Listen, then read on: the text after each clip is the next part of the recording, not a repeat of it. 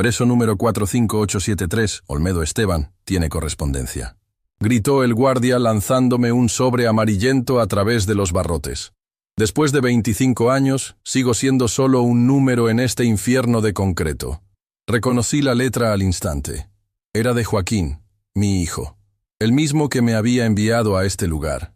El mismo que había testificado contra mí, diciendo que yo había robado los materiales y el dinero de la constructora Montemayor, donde ambos trabajábamos.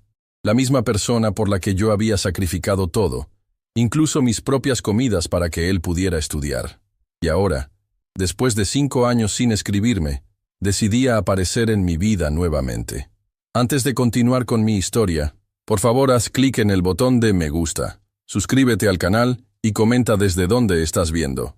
Después de 25 años preso, tu apoyo significa mucho para mí. Mis manos temblorosas abrieron el sobre mientras me sentaba en el borde de la cama metálica que ha sido mi compañera durante un cuarto de siglo. El colchón delgado ya tiene la forma de mi cuerpo, como un recordatorio constante de que este lugar se ha convertido en mi hogar a la fuerza. Papá, comenzaba la carta. Hay algo que debes saber. Tadeo, tu nieto, quiere conocerte. Tiene 15 años y muchas preguntas. Le he dicho que estás en prisión por un error, por un robo menor. No conoce la verdad completa. Mi corazón dio un vuelco. ¿Un nieto? Nunca supe que Joaquín había tenido un hijo. 25 años es mucho tiempo para estar ausente de la vida de alguien. 25 años es toda una vida robada por la traición de mi propio hijo. El chico insiste. He pensado que podrías escribirle, siempre y cuando mantengas la versión que le he contado. Sería mejor para todos. Arrugué la carta con furia. Incluso ahora, Joaquín seguía controlando la narrativa. Seguía mintiéndole al mundo sobre quién era realmente el ladrón.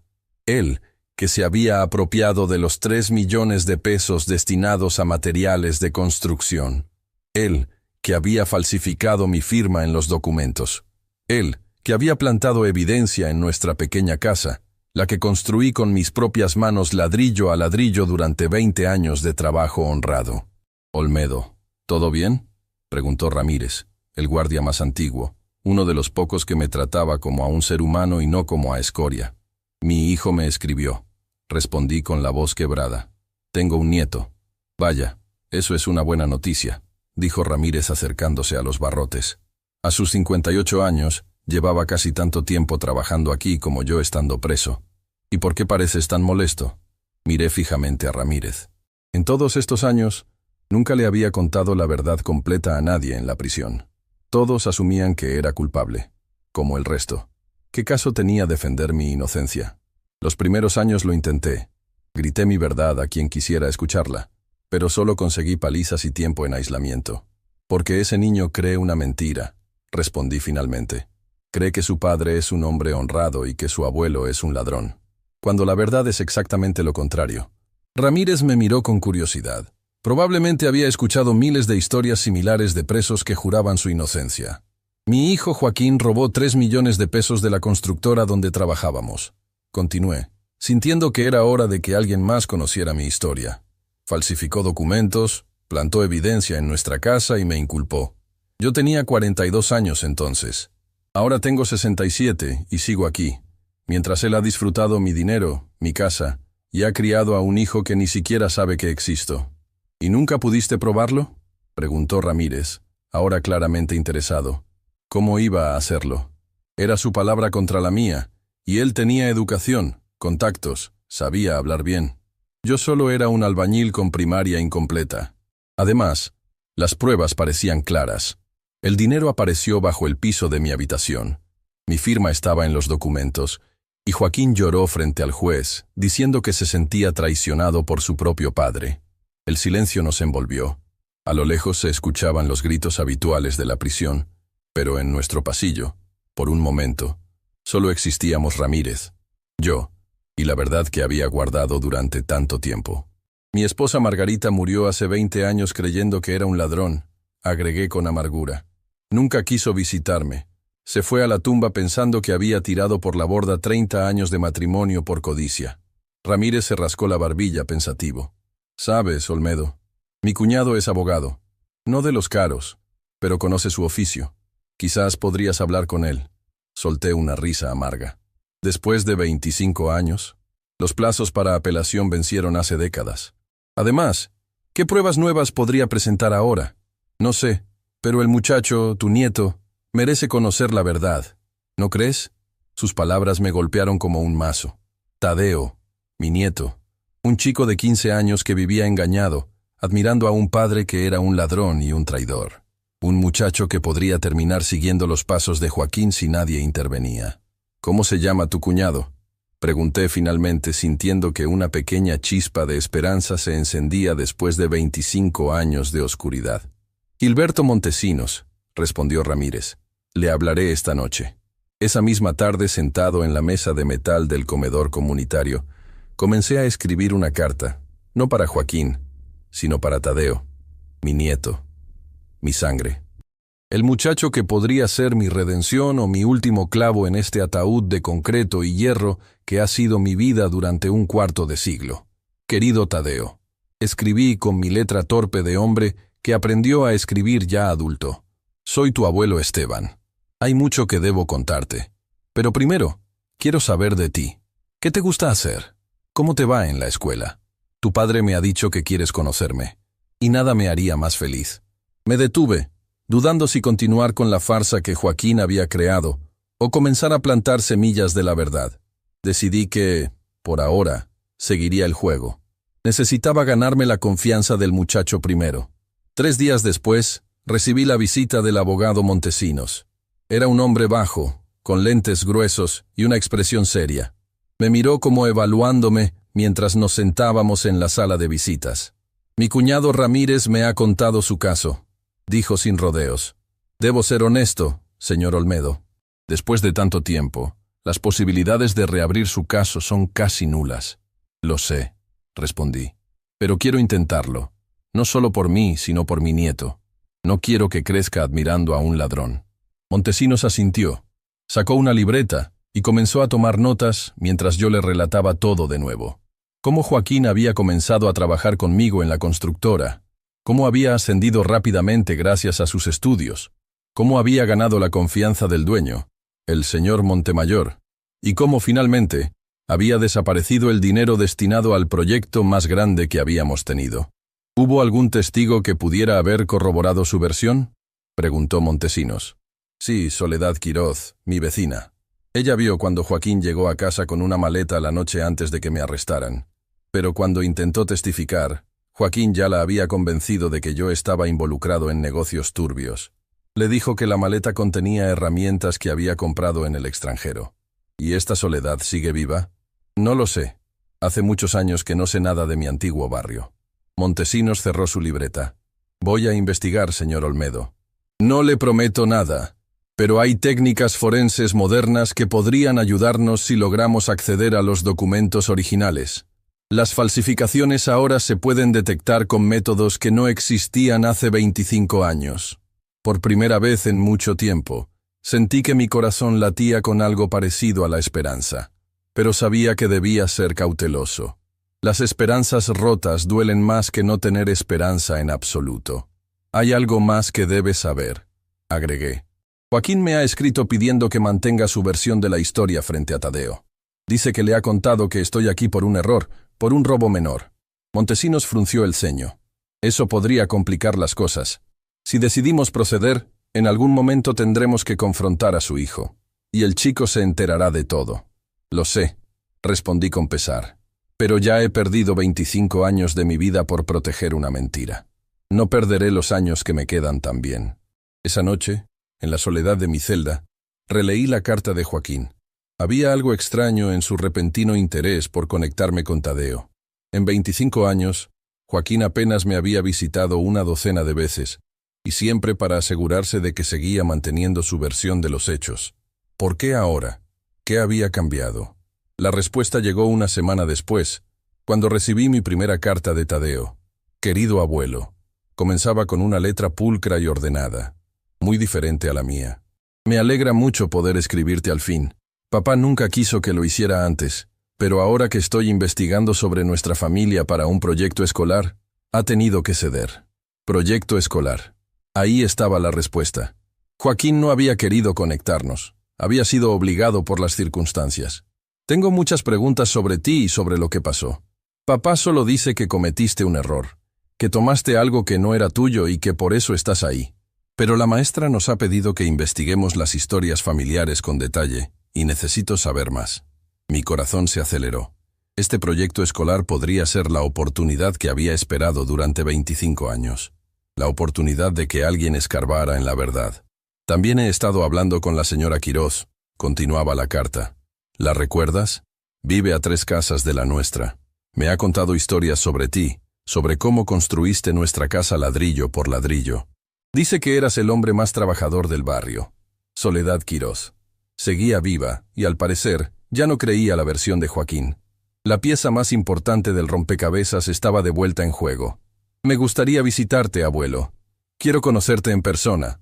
Papá dice que no es posible por ahora, pero yo tengo el presentimiento de que me está ocultando algo importante. ¿Tú qué opinas?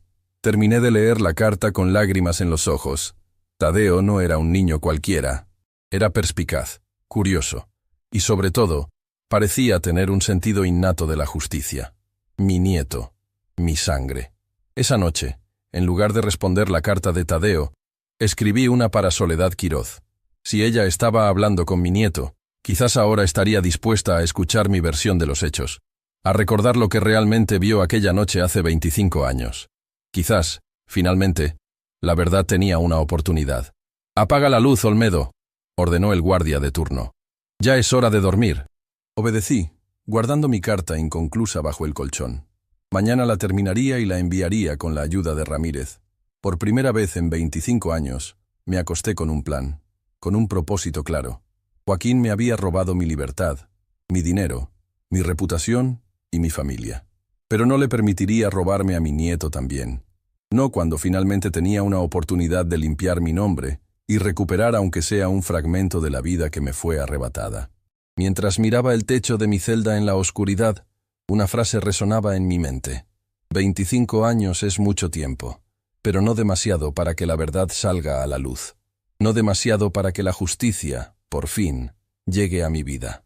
2 semanas pasaron antes de recibir respuesta de Soledad Quiroz. Durante ese tiempo, mi mente se debatía entre la esperanza y el miedo. ¿Y si Joaquín descubría que estaba intentando contactarla? ¿Y si ella seguía creyendo en su versión? El sobre llegó un martes por la mañana. Ramírez me lo entregó con una sonrisa cómplice. «Parece que tienes una admiradora, Olmedo», bromeó mientras me pasaba la carta a través de los barrotes. Mis manos temblorosas apenas podían sostener el papel. La letra pulcra y ordenada, típica de una maestra jubilada como Soledad, me devolvió instantáneamente a otra época, cuando éramos vecinos, cuando era un hombre libre. «Estimado Esteban», comenzaba la carta, «tu carta me ha dejado sin palabras. Durante años, creí la versión de Joaquín, pero siempre hubo algo que no me cuadraba en su historia. Ahora que he conocido a tu nieto Tadeo, las dudas han regresado con más fuerza». Mi corazón dio un vuelco. Soledad tenía dudas. Era más de lo que había esperado. «El chico es extraordinario, Esteban. Tiene tu mirada, esa manera tuya de observar todo con atención, de no perderse ningún detalle, y hace preguntas, muchas preguntas, preguntas que Joaquín evita responder». Sonreí al imaginar a mi nieto, con mis ojos, con mi curiosidad. «Tadeo vino a verme hace un mes, preguntando sobre ti para su proyecto escolar.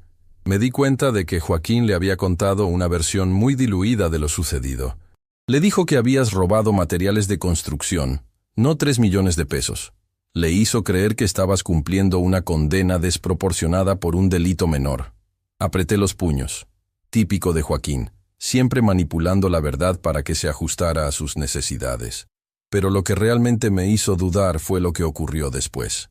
Tadeo me preguntó sobre la noche anterior a tu arresto. Quería saber si yo recordaba algo inusual. Y entonces recordé la maleta. Esteban. Esa maleta grande que Joaquín llevaba cuando llegó a tu casa esa noche. Recordé cómo la protegía, cómo no la soltaba ni por un momento. Mi respiración se aceleró. Esa maleta, la que probablemente contenía el dinero robado, antes de que Joaquín lo escondiera bajo el piso de mi habitación para inculparme. Le conté a Tadeo sobre la maleta, sin insinuar nada, solo como un detalle que recordaba. La expresión de su rostro cambió. Me dijo que su padre le había contado que tú habías llegado esa noche con una bolsa misteriosa, que habías actuado de forma sospechosa. ¿Te das cuenta, Esteban? Joaquín invirtió la historia. Te puso a ti en su lugar. Cerré los ojos tratando de controlar la ira que me invadía. 25 años. 25 años en esta celda por culpa de esas mentiras. Hay algo más que debes saber, continuaba la carta de Soledad. La casa que construiste con tanto esfuerzo ya no existe. Joaquín la vendió hace años. Según Tadeo, su padre dilapidó todo el dinero en malas inversiones y apuestas. Ahora viven en un pequeño departamento rentado en las afueras de la ciudad. Sentí un nudo en la garganta. Mi casa, la que construí ladrillo a ladrillo durante 20 años, la que representaba cada gota de sudor, cada sacrificio, vendida por el hijo que me traicionó. Esteban, quiero ayudarte. Creo que después de tanto tiempo, merezco saber la verdad completa. Si estás dispuesto a contármela, tal vez podamos encontrar una forma de limpiar tu nombre. Por Tadeo. Ese muchacho merece saber quién es realmente su abuelo. Terminé de leer la carta con lágrimas en los ojos. Por primera vez en 25 años, alguien fuera de estos muros estaba dispuesto a escuchar mi versión. Alguien importante del pasado comenzaba a dudar de Joaquín. Esa misma tarde, recibí la visita del abogado Montesinos. Su expresión era más animada que en nuestro primer encuentro. «Tengo noticias, señor Olmedo», dijo mientras se sentaba frente a mí en la sala de visitas. «He estado investigando su caso y hay algo interesante. Los documentos originales de la constructora Montemayor aún existen. Están archivados en el juzgado, pero podemos solicitar acceso a ellos». «¿Y eso nos ayudaría?», pregunté, tratando de no ilusionarme demasiado. «Potencialmente sí. Si su hijo falsificó su firma, como usted afirma, un análisis forense moderno podría demostrarlo. Las técnicas actuales pueden detectar presiones, ángulos y patrones que eran imposibles de analizar hace 25 años. Por primera vez, la esperanza parecía tener una base real, tangible. Hay algo más», añadió Montesinos, bajando la voz. «He contactado con un antiguo empleado de la constructora Montemayor, Rodolfo Guzmán. Trabajaba en contabilidad cuando ocurrió el robo. Lo recuerdo», dije, tratando de visualizar al hombre. Un tipo delgado, callado. Él mismo. Está jubilado ahora, pero dice recordar algunas irregularidades en los registros de esa época. Cosas que le parecieron extrañas, pero que nunca mencionó porque tenía miedo de perder su empleo. ¿Qué tipo de irregularidades? Transacciones que no cuadraban, registros de materiales que no coincidían con las compras reales. Guzmán cree que alguien en la empresa llevaba tiempo desviando dinero antes del gran robo, y tiene sus sospechas sobre quién podría ser. Mi mente trabajaba a toda velocidad. ¿Era posible que Joaquín hubiera estado robando durante meses antes del gran golpe? ¿Que el robo de los 3 millones fuera solo la culminación de un plan mucho más elaborado? ¿Y está dispuesto a hablar ahora, después de tanto tiempo?, pregunté.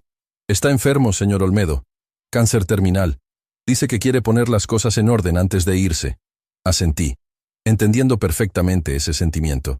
Cuando la muerte se acerca, las mentiras pesan demasiado. «Hay un problema, sin embargo», continuó Montesinos. «Para reabrir su caso necesitamos algo más que sospechas y recuerdos vagos. Necesitamos pruebas concretas.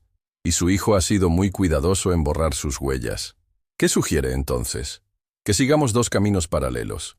Yo intentaré conseguir acceso a los documentos originales y hablaré con Guzmán para obtener una declaración jurada. Mientras tanto, usted debería mantener el contacto con su nieto y con la señora Quirós. Si Joaquín ha estado mintiendo durante tanto tiempo, es probable que haya cometido errores, que se haya contradicho en algún momento. Tadeo podría ser la clave para descubrir esas contradicciones». Asentí, pensando en la carta que debía escribir a mi nieto.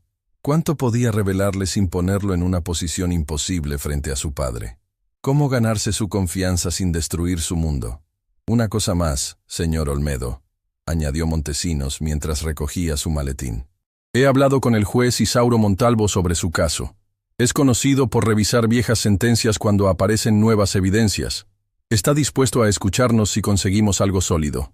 Esa noche, sentado en mi celda, escribí 2 cartas. La primera, para Soledad, contándole toda la verdad. cada detalle que podía recordar sobre aquellos días fatídicos.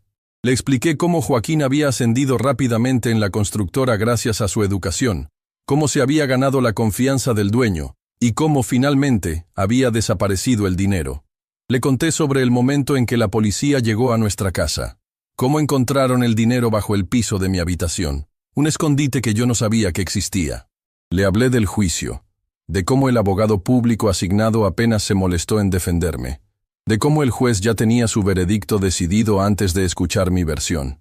La segunda carta era para Tadeo. Esta fue mucho más difícil de escribir. No podía contarle toda la verdad, no todavía. Pero tampoco quería seguir perpetuando la mentira de Joaquín. Querido Tadeo, escribí finalmente, me alegra mucho saber de ti, y que estés interesado en conocer nuestra historia familiar para tu proyecto escolar. La verdad es siempre importante, aunque a veces sea dolorosa o complicada. Me detuve, pensando cuidadosamente en mis siguientes palabras. Me preguntas sobre lo que ocurrió, sobre por qué estoy aquí. La versión que conoces es incompleta, Tadeo. No fue un simple robo de materiales lo que me trajo a este lugar. Fue algo mucho más grave y complejo. Algo que involucra a personas que ambos queremos. Era lo más cerca que podía estar de la verdad sin acusar directamente a Joaquín. Hay algo que puedes hacer por mí, si realmente quieres ayudarme con tu proyecto. Habla con la señora Quiroz. Ella estaba allí cuando todo ocurrió. Pregúntale específicamente sobre la noche anterior a mi arresto. Pregúntale quién llegó a casa con una maleta grande. Este detalle puede parecer insignificante, pero es más importante de lo que imaginas. Esperaba que Tadeo entendiera la insinuación, que comenzara a cuestionar la versión de su padre. También me gustaría que hablaras con un hombre llamado Rodolfo Guzmán. Era el contador de la constructora donde trabajábamos tu padre y yo. Quizás él pueda ofrecerte una perspectiva diferente para tu proyecto. Era arriesgado mencionar a Guzmán. Si Joaquín se enteraba, podría intentar silenciarlo antes de que hablara con Tadeo, pero necesitaba que mi nieto escuchara otras versiones, que comenzara a armar el rompecabezas por sí mismo. En cuanto a visitarme, me encantaría conocerte en persona, Tadeo. Hay un proceso que debes seguir para obtener permiso. Habla con la señora Quiroz, ella puede ayudarte con eso. Tu padre no necesita enterarse, si eso facilita las cosas. Terminé la carta con palabras de cariño para un nieto al que nunca había visto, pero que ya ocupaba un lugar importante en mi corazón. Esperaba que Tadeo fuera lo suficientemente valiente y perspicaz para seguir las pistas que le estaba dejando. La respuesta llegó más rápido de lo que esperaba. Solo 3 días después, Ramírez me entregó un sobre con la letra ya familiar de Tadeo. «Querido abuelo», comenzaba. «He hablado con la señora Quiroz como me sugeriste. Me contó algo muy extraño. Dice que recuerda claramente que fue mi padre quien llegó esa noche con una maleta grande, no tú. Pero papá siempre me ha dicho que fuiste tú quien llegó tarde y actuando de forma sospechosa». Mi corazón se aceleró. Tadeo estaba empezando a ver las contradicciones. Le pregunté a papá sobre esto y se puso muy nervioso. Dijo que la señora Quiroz está vieja y confundida, que mezcla los recuerdos. Pero ella no parece confundida en absoluto cuando habla contigo. De hecho, recuerda con mucho detalle cómo construiste nuestra casa, cómo trabajabas incluso los domingos para terminar una habitación más. Sonreí con tristeza. Esa casa representaba cada sacrificio que había hecho, cada hora extra que había trabajado. Y ahora ya no existía. También he intentado contactar al señor Guzmán, pero no lo he encontrado todavía. Papá dice que murió hace años, pero la señora Quiroz cree que podría seguir vivo. Tal vez en Querétaro, donde tiene familia. Fruncí el ceño. Era evidente que Joaquín estaba tratando de evitar que Tadeo hablara con Guzmán. Eso solo confirmaba que el contador sabía algo importante. Sobre visitarte, la señora Quiroz me ha explicado el proceso. Necesito el permiso de un adulto responsable, ya que soy menor de edad. Ella se ha ofrecido a acompañarme. Podríamos ir el próximo sábado, si te parece bien. No le he dicho nada a papá todavía. Últimamente está muy extraño, muy nervioso. Creo que tiene problemas de dinero. Ha estado vendiendo cosas de la casa, incluso la colección de relojes antiguos que, según él, era de mi abuelo materno. Relojes antiguos. Nunca había tenido una colección así. Otro engaño más de Joaquín. Una última cosa, abuelo. He encontrado una caja vieja en el armario de papá. Tiene documentos antiguos, fotos, recibos. La estoy revisando poco a poco cuando él no está en casa. Quizás encuentre algo útil para entender mejor nuestra historia familiar. La carta terminaba con la promesa de Tadeo de visitarme el sábado siguiente. Mi nieto estaba tomando la iniciativa, investigando por su cuenta. El orgullo que sentí se mezcló con preocupación. ¿Qué haría Joaquín si descubría que Tadeo estaba hurgando en su pasado? 2 días después, recibí una visita inesperada. El abogado Montesinos llegó acompañado de un hombre que no reconocí al principio. Era mayor que yo, delgado hasta la demacración, con una palidez que hablaba de una larga enfermedad. «Señor Olmedo», dijo Montesinos mientras ambos se sentaban frente a mí, «le presento a Rodolfo Guzmán». Lo miré fijamente, tratando de encontrar en ese rostro consumido al contador que había conocido hace 25 años. Sus ojos, sin embargo, seguían siendo los mismos. Ojos observadores, atentos, que parecían registrar cada detalle. «Rodolfo», murmuré, extendiendo mi mano para estrechar la suya. «Han pasado muchos años». «Demasiados», respondió con voz débil. «Demasiados años callando lo que debía haber dicho en su momento». Montesinos intervino. «El señor Guzmán ha accedido a dar una declaración jurada sobre las irregularidades que detectó en la constructora Montemayor antes del robo de los 3 millones. Guzmán asintió.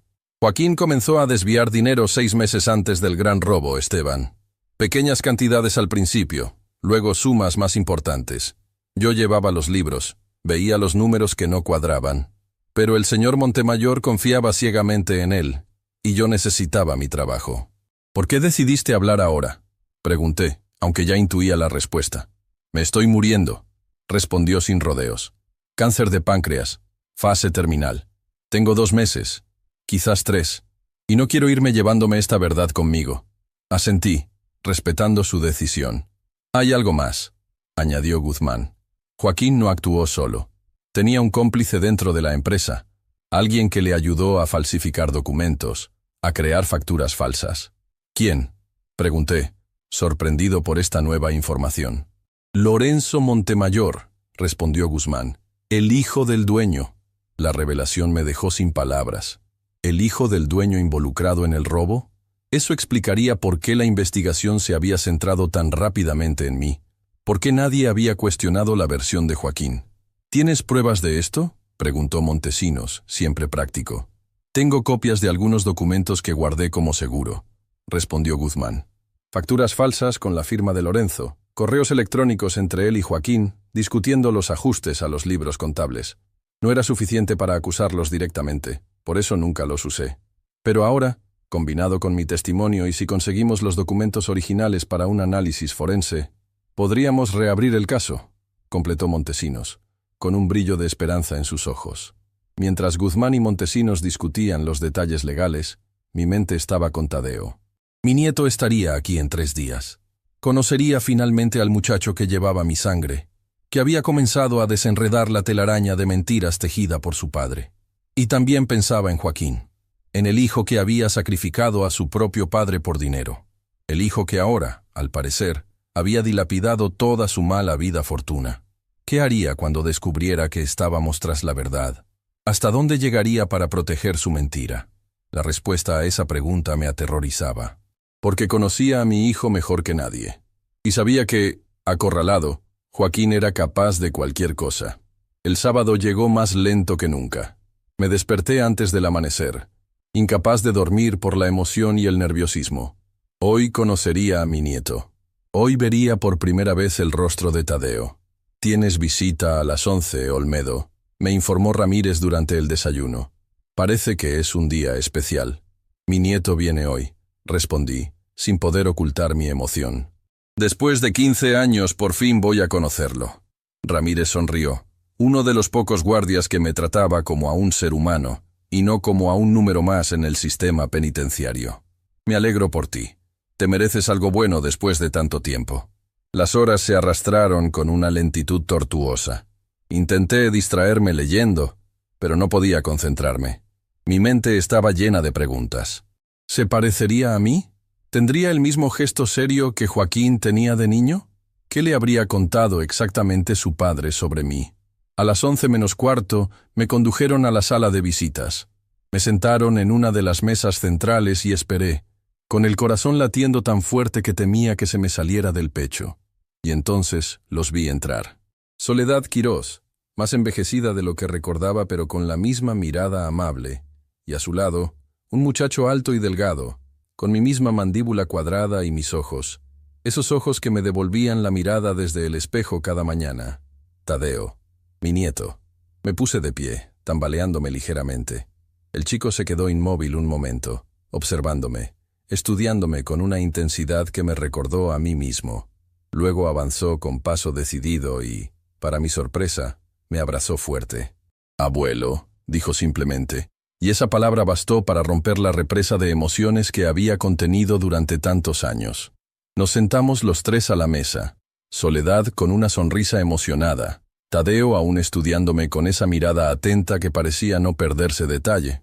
«Te pareces mucho a tu abuela», le dije al fin, rompiendo el silencio. «Tienes su misma expresión cuando piensa intensamente». «¿De verdad?», preguntó Tadeo sorprendido. «Papá nunca me habla de ella. Dice que es demasiado doloroso». «Tu abuela Margarita era una mujer extraordinaria», intervino Soledad. «Fuerte, trabajadora, con un gran sentido de la justicia. Murió creyendo que yo era culpable», añadí con amargura. «Eso es lo que más me duele de todo esto». Tadeo asintió, como si procesara cada palabra, cada gesto. «Abuelo, he estado investigando para mi proyecto escolar. He hablado con varias personas del viejo barrio, no solo con la señora Quirós. Nadie parece creer que fueras capaz de robar. Todos te recuerdan como un hombre honrado, trabajador». «Lo era», respondí simplemente. «Lo soy. También encontré algo en esa caja que te mencioné», continuó Tadeo, bajando la voz y mirando a su alrededor para asegurarse de que ningún guardia estaba lo suficientemente cerca para escuchar. «Fotos viejas, documentos y esto». Sacó discretamente de su bolsillo un pequeño papel doblado y me lo pasó bajo la mesa. Lo tomé con cuidado y lo abrí sobre mi regazo. Era un recibo, amarillento por el tiempo, de una agencia de viajes, un pasaje a Panamá a nombre de Joaquín Olmedo, con fecha del día siguiente al robo. Papá siempre dijo que nunca intentó huir, que se quedó para enfrentar el escándalo cuando te arrestaron, explicó Tadeo. Pero este recibo demuestra que planeaba escapar, completé, sintiendo que una pieza más del rompecabezas encajaba en su lugar. Probablemente cambió de planes cuando la policía me arrestó a mí en lugar de a él. Vio una oportunidad mejor, quedarse, heredar todo lo mío y no ser perseguido. Tadeo asintió gravemente. «Hay más, abuelo. He encontrado extractos bancarios antiguos, grandes sumas de dinero entrando y saliendo de una cuenta a nombre de papá en los meses previos al robo. Demasiado dinero para su salario de entonces». Lo miré con orgullo y asombro. Mi nieto no solo era inteligente, sino valiente. Estaba investigando a su propio padre, enfrentándose a una verdad que podría destruir su mundo. «Tadeo», intervino Soledad con tono preocupado. «¿Tu padre sabe que estás aquí hoy?» El muchacho negó con la cabeza. «Le dije que iba a la biblioteca a investigar para mi proyecto. No sospecha nada». «Debes tener cuidado», le advertí, sintiendo una punzada de miedo por él. «Joaquín puede ser impredecible cuando se siente acorralado». «Lo sé», respondió Tadeo con una madurez impropia de sus 15 años. «Lo he visto enfadarse cuando le hago demasiadas preguntas. Por eso empecé a investigar por mi cuenta». «¿Qué más has descubierto?», pregunté, cada vez más impresionado con mi nieto. «He buscado información sobre Lorenzo Montemayor, como me sugeriste en tu última carta. Ahora vive en Monterrey. Es un empresario importante. Pero lo interesante es que él y papá siguen en contacto. Los vi juntos hace un mes, discutiendo acaloradamente en un café. Papá parecía estar pidiéndole algo, casi suplicando. Intercambié una mirada significativa con Soledad. Esto confirmaba lo que Guzmán nos había contado sobre la complicidad entre Joaquín y Lorenzo. También he hablado con el abogado Montesinos», continuó Tadeo. «Me buscó en la escuela. Me contó que están reuniendo pruebas para reabrir tu caso». «¿Montesinos te contactó?», pregunté, sorprendido y algo preocupado. No habíamos acordado involucrar directamente a Tadeo en los aspectos legales. «Yo lo contacté a él», aclaró Tadeo. «Encontré su número en tus cartas. Pensé que podría ayudarme con mi proyecto escolar». El chico sonrió, y por primera vez vi en él un destello de picardía. El proyecto escolar se había convertido en una excusa perfecta para su investigación. «Abuelo», continuó, ahora más serio, Hay algo más que debes saber. Papá está en problemas, grandes problemas. Tiene deudas, muchas deudas. Escuché una llamada telefónica. Lo amenazaban. Decían que si no pagaba pronto irían por mí. Un escalofrío me recorrió la espalda. Si Joaquín estaba siendo amenazado, si sentía que su hijo estaba en peligro, ¿hasta dónde llegaría para conseguir dinero? ¿Qué haría si descubría que Tadeo estaba ayudando a probar mi inocencia? Tadeo, quizás deberías alejarte de todo esto, sugerí, sintiendo que mi deseo de justicia se enfrentaba a mi instinto de proteger a mi nieto. Es demasiado peligroso. No, respondió firmemente. He vivido 15 años creyendo una mentira. 15 años sin conocer a mi abuelo. No voy a dar marcha atrás ahora. Su determinación me recordó tanto a Margarita que sentí un nudo en la garganta. Mi esposa había tenido esa misma firmeza, esa misma convicción inquebrantable. Además, añadió, he tomado precauciones. He hecho copias de todos los documentos importantes y las he dejado en un lugar seguro. Y no estoy solo en esto. La señora Quirós me ayuda, y ahora también el abogado Montesinos. Soledad asintió, apoyando a Tadeo. Y el juez Montalvo está interesado en el caso. Es conocido por su integridad, por corregir viejas injusticias. Suspiré, sabiendo que no podría disuadirlos. Y en el fondo, no quería hacerlo. Después de 25 años, la verdad estaba finalmente a nuestro alcance. ¿Cuál es el plan entonces?, pregunté. Montesinos presentará una solicitud formal para reabrir el caso, explicó Soledad. Con el testimonio de Guzmán, los documentos que Tadeo ha encontrado y el análisis forense de las firmas, podría haber suficientes pruebas para al menos conseguir una revisión. Mientras tanto, continuó Tadeo, seguiré recopilando información. Hay algo más en esa caja que aún no he podido revisar a fondo. Un cuaderno viejo con anotaciones de papá. Está en clave, pero creo que puedo descifrarlo. ¿Y si Joaquín descubre lo que estás haciendo?, pregunté, sin poder ocultar mi preocupación. Por eso vengo a verte como parte de mi proyecto escolar, respondió Tadeo con una sonrisa astuta. Es la excusa perfecta, y papá está demasiado preocupado por sus propios problemas para prestar mucha atención. La visita continuó durante 1 hora más. Tadeo me hizo muchas preguntas sobre mi vida antes de la prisión, sobre su abuela, sobre cómo había construido nuestra casa. Le conté historias que había guardado durante 25 años, observando cómo sus ojos se iluminaban al escuchar sobre su herencia, sobre la familia que nunca llegó a conocer.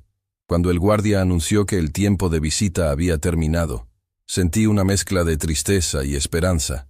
Tristeza por tener que despedirme, esperanza porque por primera vez en 25 años sentía que la justicia era posible. Volveré el próximo sábado, prometió Tadeo mientras me abrazaba para despedirse. Y traeré más información.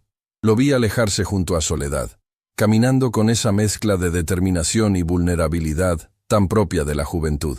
Mi nieto, el chico que estaba arriesgando su relación con su padre para ayudar a un abuelo que apenas conocía. 3 días después, recibí una visita inesperada.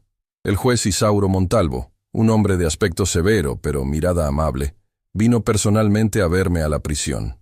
«Señor Olmedo», me saludó formalmente mientras nos sentábamos en una sala privada, lejos de los oídos de otros presos o guardias. «He estado revisando su caso a petición del abogado Montesinos».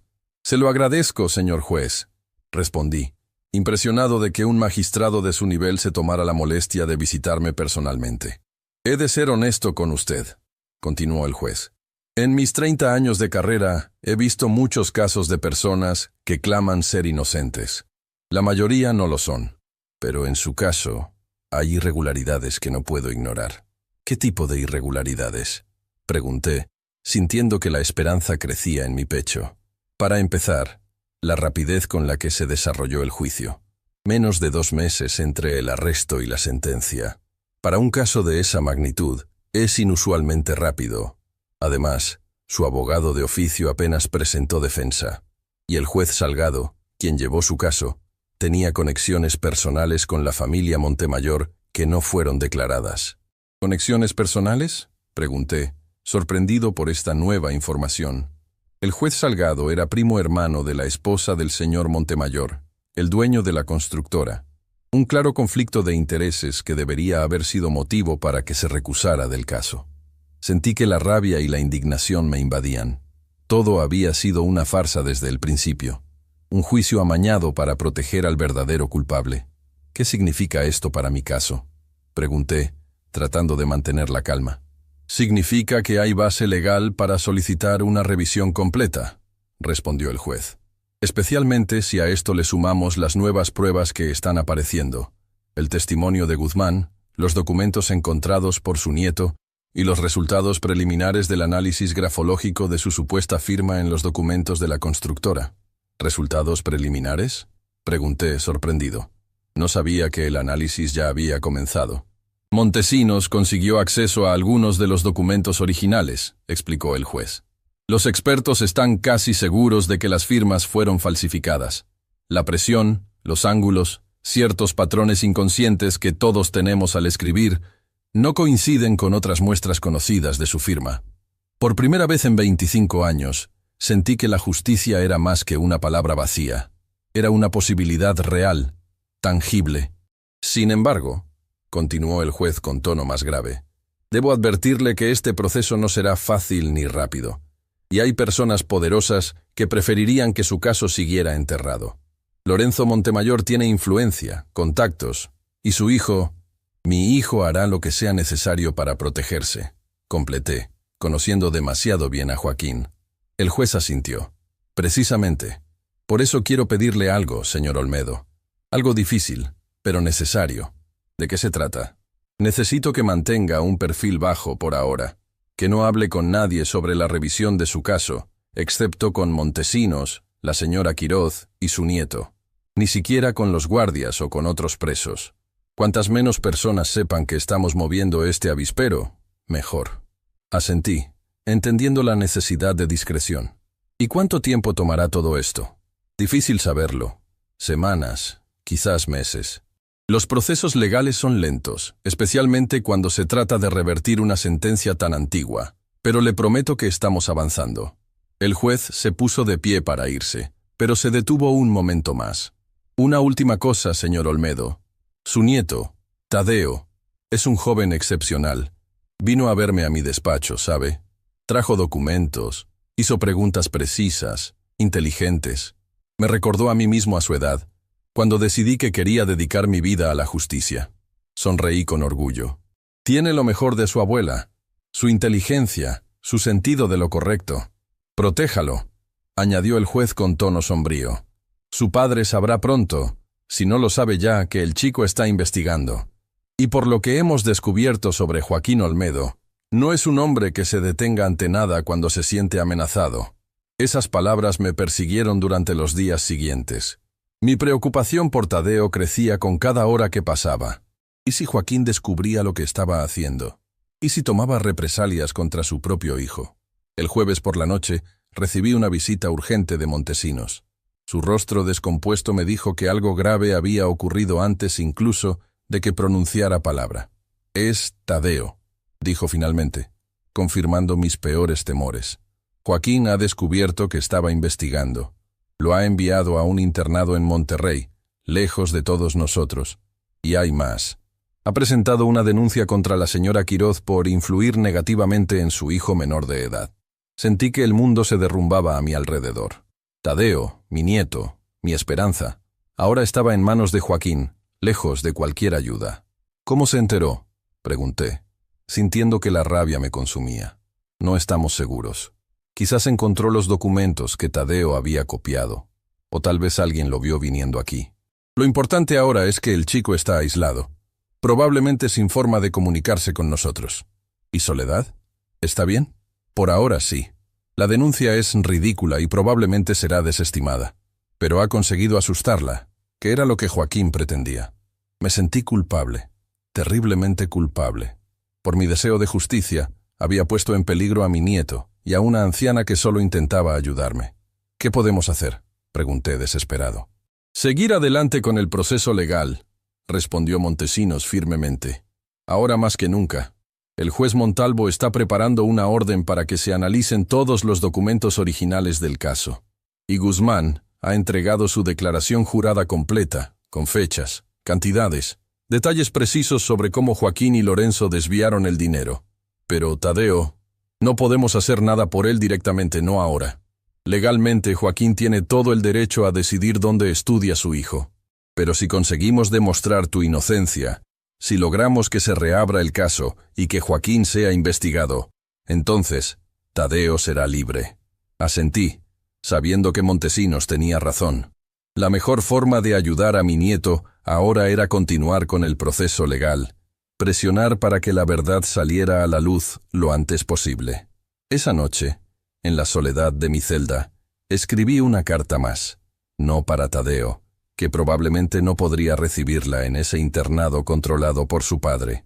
No para Soledad, que ya estaba haciendo más de lo que podía pedirle. Esta carta era para Joaquín. Hijo, escribí, sintiendo que la palabra quemaba en el papel. Sé lo que has hecho. Sé que has enviado a Tadeo lejos para evitar que descubra la verdad. Pero es demasiado tarde. La verdad ya está en movimiento, y ni tú ni Lorenzo podréis detenerla. Seguí escribiendo, dejando que 25 años de dolor, rabia y decepción fluyeran a través de mis palabras.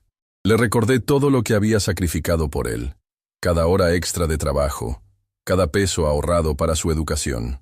Le hablé de su madre, de cómo había muerto creyendo que yo era un ladrón. Le conté sobre las pruebas que habíamos reunido, sobre el testimonio de Guzmán, sobre el análisis de las firmas falsificadas. Aún estás a tiempo de hacer lo correcto, Joaquín, concluí. Por Tadeo. Ese muchacho merece saber la verdad. Merece tener un padre capaz de asumir sus errores. Un padre mejor de lo que tú fuiste como hijo. Sellé la carta sabiendo que probablemente nunca la enviaría. Era más para mí que para Joaquín. Una forma de liberar todo lo que había guardado durante tantos años. Sin embargo, mientras la guardaba bajo mi colchón, tuve la certeza de que la batalla final se acercaba. Joaquín había movido ficha, aislando a Tadeo, intimidando a Soledad. Ahora nos tocaba a nosotros.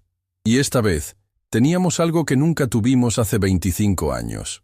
Pruebas, aliados y, sobre todo, la determinación de que la verdad, por fin, saliera a la luz. Lo que no sabía entonces era que Joaquín tenía un plan mucho más peligroso que simplemente alejar a Tadeo o intimidar a Soledad. Un plan que pondría en riesgo no solo mi caso, sino la vida misma de quienes intentaban ayudarme. Una semana después del traslado de Tadeo al internado, recibí una visita inesperada. El guardia Ramírez me despertó antes del amanecer, su rostro sombrío iluminado apenas por la tenue luz del pasillo. «Olmedo, levántate. Tienes una visita urgente». «¿A esta hora?», pregunté, confundido. Las visitas nunca se permitían antes del horario oficial, que comenzaba a las 9.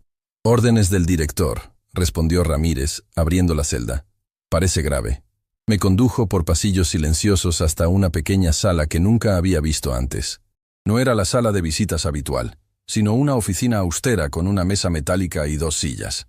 «Espera aquí», dijo Ramírez, y salió cerrando la puerta. Minutos después, la puerta se abrió de nuevo. Para mi sorpresa, quien entró no fue ni Montesinos ni el juez Montalvo, como esperaba. Era Joaquín, mi hijo, el hombre que me había robado 25 años de vida. «Papá», dijo secamente, sentándose frente a mí. Lo observé detenidamente. A sus 47 años, Joaquín mostraba signos de una vida difícil que no esperaba ver. Profundas ojeras, el rostro demacrado, las manos ligeramente temblorosas. No era la imagen del hombre próspero que había imaginado disfrutando de mi dinero y mi casa. «¿A qué debo el honor?», pregunté sin poder evitar el tono amargo. «Después de 5 años sin visitarme, ¿qué te trae aquí tan temprano?». «Sabes perfectamente por qué estoy aquí», respondió, inclinándose hacia mí. «Tadeo, Montesinos, Guzmán, el juez Montalvo. Has estado muy ocupado últimamente. Igual que tú, enviando a tu hijo a un internado para que no descubra la verdad». Joaquín sonrió, pero era una sonrisa fría, calculadora. «¿La verdad? ¿Tu versión de la verdad?».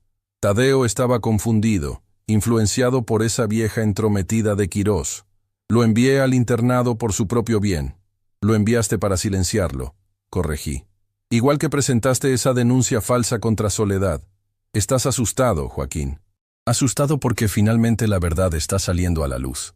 Por un momento, Vi un destello de algo en sus ojos. ¿Miedo? ¿Culpa? Desapareció tan rápido que no pude identificarlo. Escúchame bien, papá, dijo, bajando la voz. He venido a ofrecerte un trato.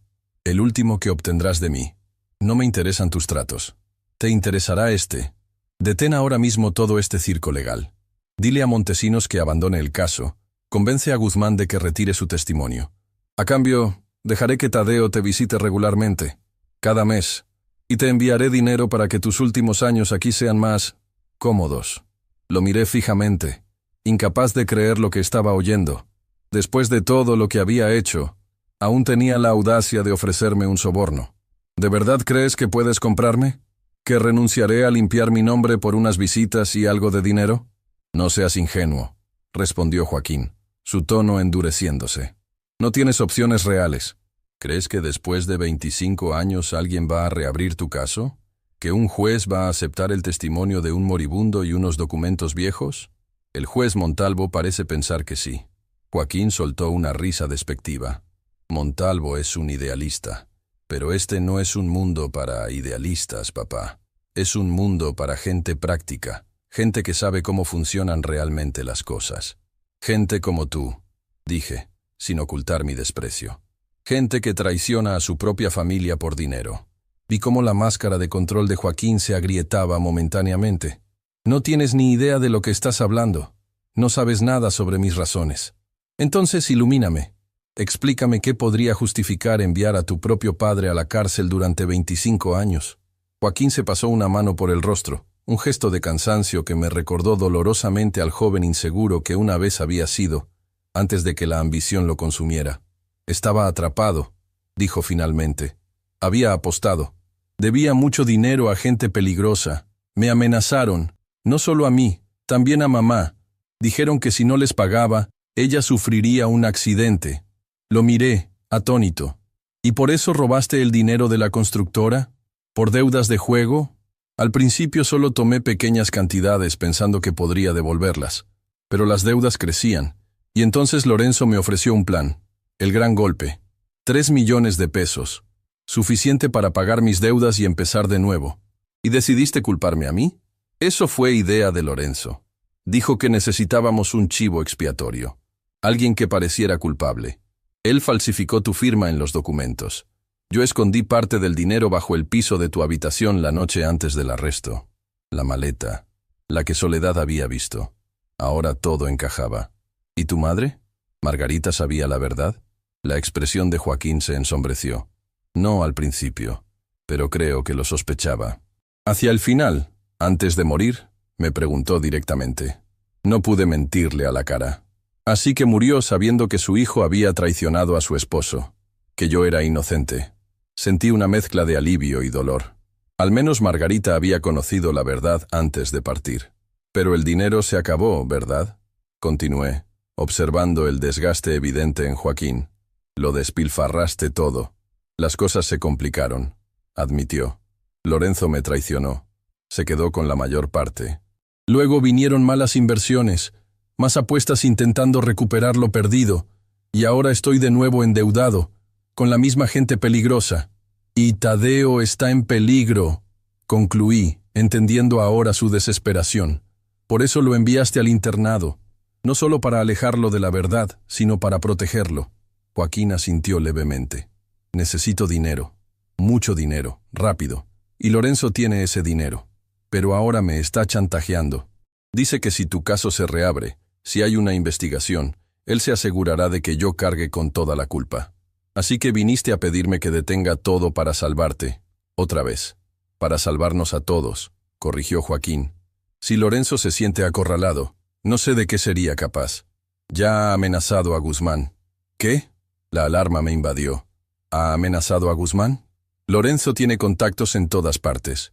Se enteró del testimonio que Guzmán preparó para el juez. Ayer envió a alguien a visitarlo al hospital. Solo una advertencia, por ahora. Pero la próxima vez, sentí que la sangre se me helaba. Guzmán, enfermo terminal, ahora también estaba bajo amenaza por intentar hacer lo correcto. ¿Y qué hay de Montesinos? ¿Del juez Montalvo? ¿También están en peligro? Joaquín no respondió, pero su silencio fue suficiente confirmación. Esto ha ido demasiado lejos, dije, golpeando la mesa con frustración. Necesitamos detener a Lorenzo antes de que lastime a alguien. ¿Detenerlo? ¿Cómo? Es intocable. Tiene dinero, influencia, contactos. Tenemos pruebas, Joaquín. Tu testimonio podría ser la pieza final. Mi hijo me miró como si hubiera perdido la razón. ¿Mi testimonio? ¿Estás sugiriendo que me incrimine a mí mismo? Estoy sugiriendo que hagas lo correcto, por una vez en tu vida. Por Tadeo, por tu hijo. Vi el conflicto en su rostro, la lucha interna entre el instinto de autopreservación y lo que quedaba de su conciencia. No puedo ir a la cárcel, dijo finalmente. No sobreviviría ni un año aquí dentro. No tienes que hacerlo, hay otra manera. Le expliqué mi plan, uno que había estado formándose en mi mente mientras hablábamos. Joaquín cooperaría con el juez Montalvo, proporcionando un testimonio completo contra Lorenzo Montemayor, detallando cómo él había sido el cerebro detrás del robo, cómo había falsificado mi firma, cómo había orquestado todo el encubrimiento. A cambio, el juez Montalvo podría ofrecerle un acuerdo, una sentencia suspendida, quizás arresto domiciliario, a cambio de su cooperación total. No era justicia completa, pero era un compromiso que podría funcionar. Lorenzo vendrá a por mí, dijo Joaquín, claramente asustado. Me matará.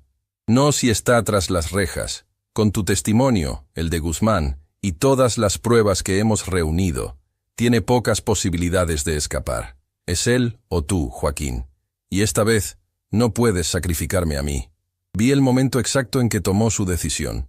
Un leve hundimiento de hombros, una exhalación resignada. Está bien, dijo finalmente. Hablaré con el juez Montalvo. Le contaré todo. Y Tadeo, añadí, necesita volver a casa. Necesita estar seguro. Lo traeré de vuelta, prometió Joaquín. Hoy mismo. Mientras veía a mi hijo marcharse, sentí una extraña mezcla de emociones. Rabia por lo que me había hecho, alivio por haber finalmente escuchado la verdad de sus propios labios y una preocupación persistente. Joaquín había cedido demasiado fácilmente, y conocía a mi hijo lo suficientemente bien como para saber que nunca se rendía sin tener un plan alternativo. Mis sospechas se confirmaron 2 días después, cuando Montesinos vino a verme con noticias alarmantes. Joaquín ha desaparecido, me informó, su rostro grave. Fue a buscar a Tadeo al internado como prometió, pero nunca llegaron a casa. La policía los está buscando ahora. Sentí que el suelo se abría bajo mis pies. ¿Crees que está huyendo? ¿Llevándose a Tadeo con él? Es una posibilidad. O quizás...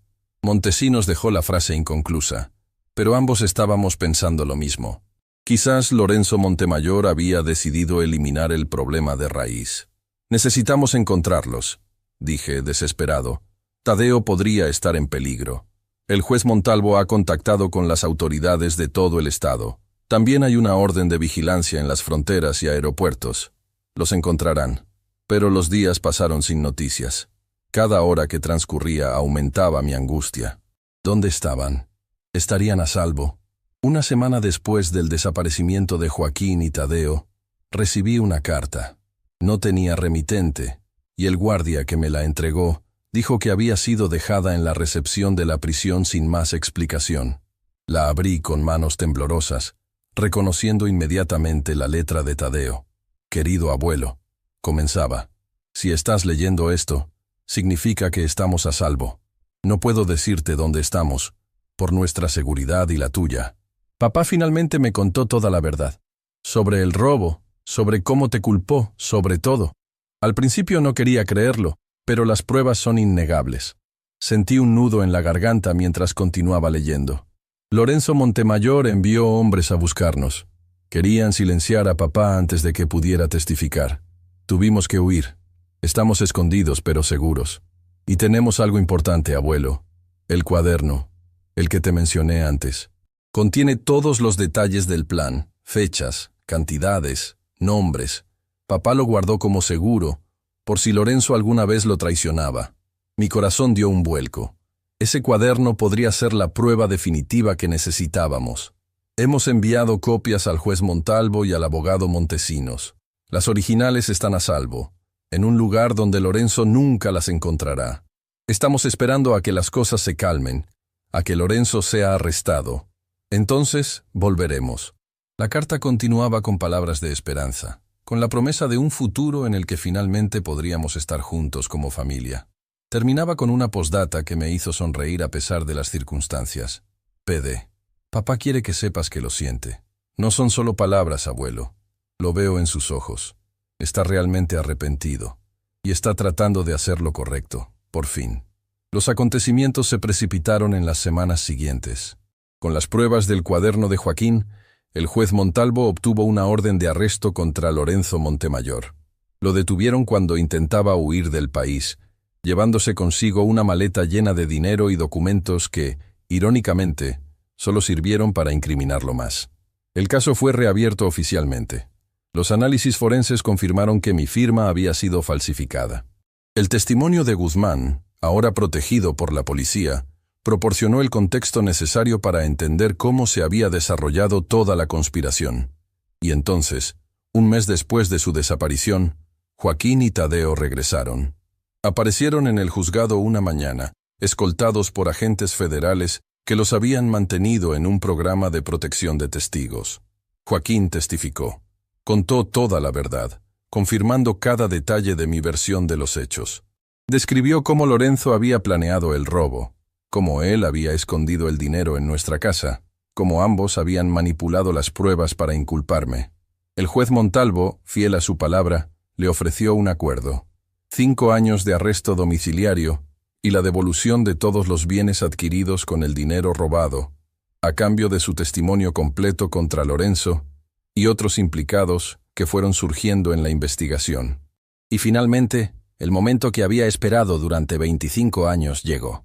El juez Montalvo dictó su resolución. Mi condena había sido un error judicial. Era inocente. Sería liberado inmediatamente. Pero había un problema, un tecnicismo legal que nadie había previsto. Debido a la antigüedad del caso y a ciertas peculiaridades en la legislación, mi liberación requería la firma del gobernador, un trámite que podría tomar semanas, incluso meses. Así que, a pesar de haber sido declarado inocente, seguía en prisión, esperando un papel que me devolviera oficialmente mi libertad. Fue durante ese tiempo de espera cuando recibí la visita más importante de todas. Tadeo vino solo, sin Joaquín, quien había comenzado a cumplir su arresto domiciliario. «Abuelo», dijo mi nieto, abrazándome con fuerza. «El juez Montalvo dice que el gobernador firmará tu liberación la próxima semana». «Por fin serás libre», le devolví el abrazo, sintiendo una mezcla de emociones tan intensas que apenas podía hablar. Este muchacho, este chico valiente e inteligente, había sido la clave para que la verdad saliera a la luz. Sin él, sin su determinación, seguiría siendo el preso número 408-73, condenado a morir entre estos muros. «Hay algo más», continuó Tadeo sonriendo. «La señora Quiroz y yo hemos estado trabajando en una sorpresa para cuando salgas. Estamos reconstruyendo tu casa». «¿Mi casa?», pregunté confundido. «Pero Joaquín la vendió hace años». «La compramos de vuelta», explicó Tadeo, «con el dinero que Lorenzo tuvo que devolver como parte de su acuerdo con la fiscalía. No es exactamente la misma, por supuesto. El nuevo dueño hizo cambios, pero estamos restaurándola lo más parecido posible a como era antes, según las fotos antiguas y los recuerdos de la señora Quiroz».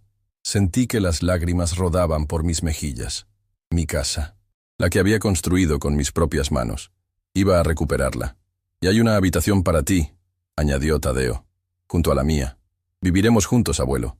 Tú, yo y sí, también papá, cuando cumpla su sentencia. Seremos una familia, una verdadera familia».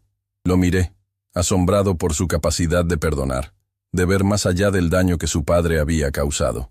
«¿Podrás perdonarlo algún día?», me preguntó Tadeo, súbitamente serio. «A papá. Sé que lo que hizo fue terrible, pero está tratando de cambiar, de hacer las cosas bien». Pensé en Joaquín, en el niño que había sido, en el hombre en que se había convertido, en las decisiones terribles que había tomado y en el arrepentimiento que ahora mostraba. «El perdón es un camino», respondí finalmente. «Un camino largo. No puedo prometerte que llegaré al final de ese camino pronto, Tadeo, pero puedo prometerte que intentaré dar los primeros pasos». Mi nieto asintió, satisfecho con esa respuesta honesta. Cuando se fue, Me quedé pensando en todo lo que había ocurrido, en los 25 años perdidos y en el futuro que ahora se abría ante mí. Un futuro fuera de estos muros. Un futuro con Tadeo, e incluso quizás una reconciliación con Joaquín. No sería fácil. Nada que valga la pena lo es. Pero por primera vez en 25 años, tenía algo que había perdido hace mucho tiempo. Esperanza. Una semana después, tal como Tadeo había predicho, llegó la orden de liberación firmada por el gobernador. Recogí las pocas pertenencias que había acumulado en un cuarto de siglo de encierro. Algunas cartas, un viejo reloj, los libros gastados que habían sido mis únicos compañeros durante tantos años solitarios. El guardia Ramírez fue quien me acompañó hasta la puerta principal. «Buena suerte ahí fuera, Olmedo», me dijo, estrechando mi mano. «Siempre supe que eras diferente a los demás». Asentí, agradecido por los pequeños gestos de humanidad que me había mostrado durante todos esos años. Y entonces, las puertas se abrieron. La luz del sol me golpeó con una intensidad que casi dolía después de tanto tiempo bajo la luz artificial de la prisión. Y allí, esperándome, estaban Tadeo y Soledad Quirós. Mi nieto corrió hacia mí, abrazándome con tanta fuerza que casi me hizo perder el equilibrio. Soledad se acercó más despacio, con lágrimas en los ojos y una sonrisa que iluminaba su rostro envejecido. «Bienvenido a casa, Esteban», dijo simplemente. Casa. Después de 25 años, finalmente volvía a casa. No a la casa física, aunque también a ella, sino a la verdadera casa. La libertad, la verdad, la familia. Mientras caminaba hacia el auto que nos esperaba, con el brazo de Tadeo alrededor de mis hombros y la mano de Soledad firmemente agarrada a la mía, sentí que, por primera vez en mucho tiempo, estaba exactamente donde debía estar. El camino hacia la reconciliación total, hacia la reconstrucción de todo lo que había perdido, sería largo. Pero ahora tenía tiempo. Tiempo fuera de esos muros. Tiempo para conocer a mi nieto. Tiempo para volver a la casa que había construido con mis propias manos. Tiempo, quizás, para encontrar en mi corazón un espacio para el perdón. Y mientras el auto se alejaba de la prisión que había sido mi hogar durante 25 años, miré hacia atrás una última vez. No con rabia, no con amargura, sino con la certeza de que, a pesar de todo lo que me habían quitado, algo esencial había sobrevivido. Mi dignidad, mi verdad, y ahora, finalmente, mi libertad. Si te conmovió mi historia de injusticia y redención, no olvides suscribirte y activar las notificaciones. Cada semana comparto historias reales que, como la mía, te dejarán sin aliento hasta el final.